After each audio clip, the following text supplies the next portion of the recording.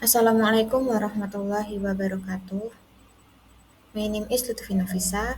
Today I would like to present about my final exam of critical reading.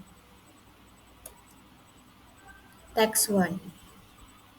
English and Innovation. Propelled by digital tools, the 21st century has seen an unprecedented exchange of information and ideas across borders. As global English skills improve and the cost of travel and communication decline, the exchange will only speed up. Today, scientists and engineers simply cannot afford to miss out on global innovation because of language barriers. And it is not just them who need to assess new ideas. In every field, professionals need to stay abreast of international best practices. For companies, too, a culture of English proficiency makes it possible to tap pools of talent and expertise that, just a few years ago, would have been out of reach.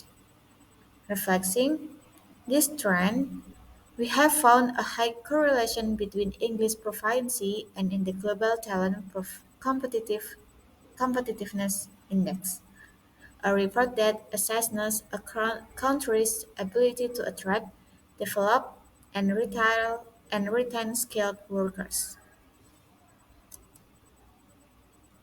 There is assumption and reason that I got from the first text, namely, the text explained that English has a role in innovating the development of a field. The reason I say this is because in the text it is mentioned that all fields can be more advanced if they understand and use English in their respective fields. This can happen because of the freedom of globalization, which means that it knows no boundaries of the world because of its language, so that the field can develop easily following development in the world cause.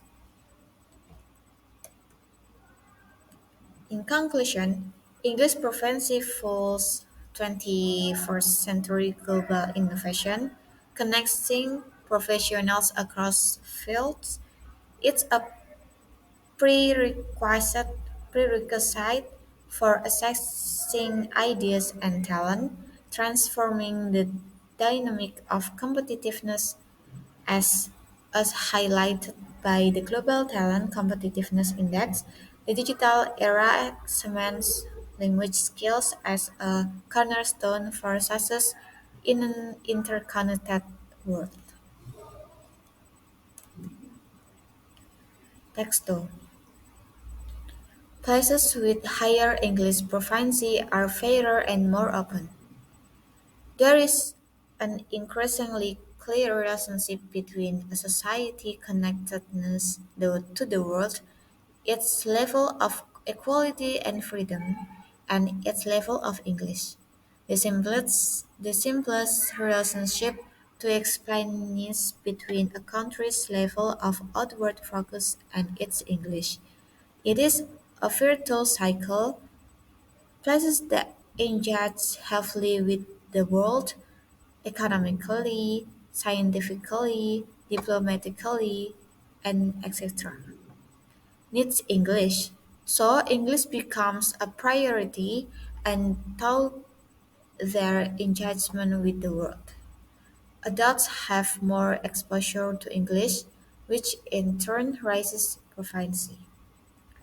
The more complex relationship is between English and fairness, and yet we find strong and consistent correlations between English and gender equality, social mobility, and freedom. Inequality appears to tempt English proficiency, perhaps by leaving a portion of the population behind when it comes to English learning opportunities. In the second text, I think the text makes it clear that places with high English proficiency are the majority of places that They are fairer and more advanced in many fields. The reason I say that is because in the second text, it is stated that the ability to speak English in the population of a place can have an impact on the progress of their fields. They are economic, scientific, diplomatic, and etc. Why is it like that? Because with English language skills, the resident can freely follow developments in their respective fields. Then it is said to be fairer because the place can implement gender equality, which can be accepted by the local community because they are they are they are able to follow existing developments, one of which is being fluent in English. In short, the text highlights how a country's global involvement bodes the importance of English. This creates a positive cycle where engagement increases proficiency. There's also a clear link between English and societal fairness, with stronger language skills tied to gender equality, social mobility, and freedom. That's all from me. Thank you for your attention. Wassalamualaikum warahmatullahi wabarakatuh.